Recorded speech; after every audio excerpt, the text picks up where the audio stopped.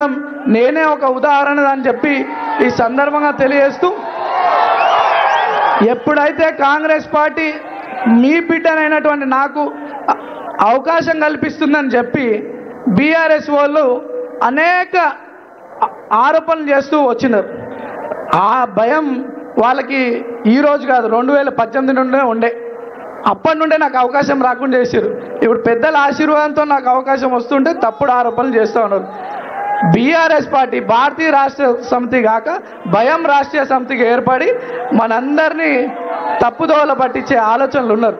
కానీ ఎలక్షన్లు 5 ఏళ్ళకు ఒకసారి వస్తాయి. ఎందుకు? ఒక సరైన నాయకత్వం రావాలా, మన ప్రాంతం అభివృద్ధి చెందాలా, మన పిల్లల భవిష్యత్తు గురించి అని చెప్పి ఒక ఎలక్షన్ వస్తుంది, దానికి సరైన నిర్ణయం తీసుకోవాలి. గతంలో 3 సార్లు అవకాశం ఇచ్చిరు మీరు, మరి ఏమైంది? మరి ఎక్కడైనా మన ప్రాంతం అభివృద్ధి చెందిందా? అభివృద్ధి దేవుడెరుగు, కానీ మన ప్రాంత ప్రజలకి గౌరవం ఉండేనా? ఎవరికి మర్యాద ఉండేది కాదు, సమస్య పైన స్పందించేటోళ్ళు కాదు.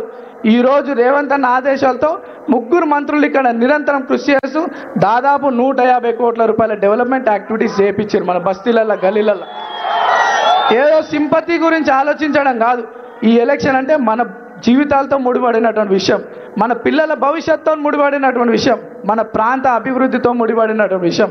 సరైన నిర్ణయం తీసుకొని అభివృద్ధికి మీరు ఓటేయాలని ఈరోజు మీ బస్తీ పిల్లగానిగా నాకు అవకాశం కల్పిస్తే, నన్ను ఏ రోజన్నా నన్ను ఒక నవీన్ యాదవ్ 20 ఏళ్ళలో ఒకరిని బెదిరించింది విన్నరా? ఒక్క రూపాయి ఎక్స్టార్షన్ చేసింది ఎవరైనా విన్నరా? ఏ రోజైనా నేను నా జీవితంలో తప్పు చేయలే. ఈరోజు నన్ను రౌడీ గుండా అనుకుంటా మీ బిడ్డనైనా నన్ను తప్పు నిందలేస్తారు. మరి ఏం జవాబిస్తారు వాళ్ళకి? ఏం జవాబిస్తారు? వచ్చే 11 తారీఖు ఇప్పుడు ఎట్లయితే కొన్ని వేల మంది ఈరోజు వచ్చిరో, ప్రతి ఒక్కరు ఇంట్లల్లో పొద్దున్నే లేచి 11 తారీఖు అత్యధిక ఓట్లు వేసి హైయెస్ట్ మెజార్టీ మన ప్రాంతం నుండి హైయెస్ట్ మెజార్టీతో మనం కాంగ్రెస్ పార్టీని ఈ ప్రాంతంలో గెలిపించుకుంటే మనం రేవంత్ అన్న గౌరవం నిలబెట్టిన వాళ్ళు అవుతాం, మహేష్ అన్న గౌరవం నిలబెట్టిన వాళ్ళు అవుతాం, కాంగ్రెస్ పార్టీ అధిష్టానం వారి గౌరవం నిలబెట్టిన వాళ్ళం అవుతామని చెప్పి సందర్భంగా తెలియజేస్తూ, ఒక్కసారి టిఫిన్ డబ్బాలకు వాటర్ బాటిల్ రాజకీయాలు అంతం చేయండి.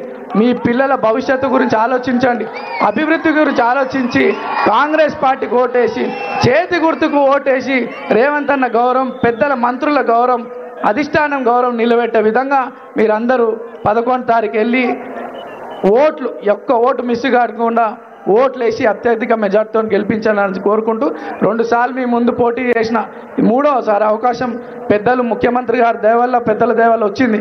ఒక్కసారి నన్ను ఆశీర్వదించండి. ఇంకో 3 ఏళ్ళ సమయం ఉంది. మన గల్లీలల్లో, బస్తీలలో అన్నీ కూడా సమస్యలన్నీ అన్నగారి దగ్గర తీసుకుపోయి శాశ్వత పరిష్కారం చేసే విధంగా నేను పనిచేస్తానని చెప్పి తెలియజేస్తూ, మన ప్రాంతంలో అనేక మంది చిన్న చిన్న వ్యాపారాలు చేసుకుంటూ ఉన్నారు. మెకానిక్ పనులు, ఆటో డ్రైవింగ్ పనులు, చిన్న చిన్న వ్యాపారాలు. వాళ్ళ పిల్లలు 10వ తరగతి కాగానే ఫైనాన్షియల్ ప్రాబ్లమ్స్తో ఎక్కడో దూరం గవర్నమెంట్ కాలేజ్ ఉండడంతో వాళ్ళు విద్య ఆపుకుంటున్నారు. అటువంటి 10వ తరగతి మెరిట్ స్టూడెంట్స్ చాలామంది ఉన్నారు అన్న. అటువంటి పిల్లల కోసం ఈ ప్రాంతంలో ఒక ప్రభుత్వ ఇంటర్ అండ్ డిగ్రీ కాలేజ్ తీసుకొస్తే ఈ ప్రాంత పిల్లలకి మంచి ఎడ్యుకేషన్ పరంగా వాళ్ళకి సహకారం చేసిన వాళ్ళతో తెలియజేస్తూ, ఒక్కసారి అవకాశం ఇవ్వండి, మంచి మెజార్టీతో గెలిపించండి, పెద్దల గౌరవం నిలబెట్టండి అని చెప్పి ఈ సందర్భంగా తెలియజేస్తూ, మరి అజారుద్దీన్ గారికి మన ప్రాంతం నుండి గతంలో మీరందరూ ఆశీర్వదించారు. ఈరోజు మరి ఈ నాయకత్వం కూడా కావాలని చెప్పి అన్నలు అజరుద్దీన్ గారికి మంత్రి పదవి ఇవ్వడం, ఈరోజు ప్రమాణ స్వీకారం కావడం, ప్రాంత ప్రజల తరఫు నుండి కూడా అన్నకి అజార్భాయ్కి శుభాకాంక్షలు తెలియజేస్తూ, కాంగ్రెస్ పార్టీ పెద్దలందరికీ మనసారా కృతజ్ఞతలు, ధన్యవాదాలు తెలియజేస్తూ, జై కాంగ్రెస్, జై కాంగ్రెస్. చేతు గుర్తుకే, చేతులు ఎవరు అందరు, చేతు గుర్తుకే, చేతు గుర్తుకే, చేతు గుర్తుకే. రేవంత్ అన్న నాయకత్వం, రేవంత్ అన్న నాయకత్వం. జై కాంగ్రెస్. ఎప్పుడెప్పుడని ఎదురు చూస్తున్నారు మన ప్రియతమ ముఖ్యమంత్రి, మనందరి ఆశా జ్యోతి.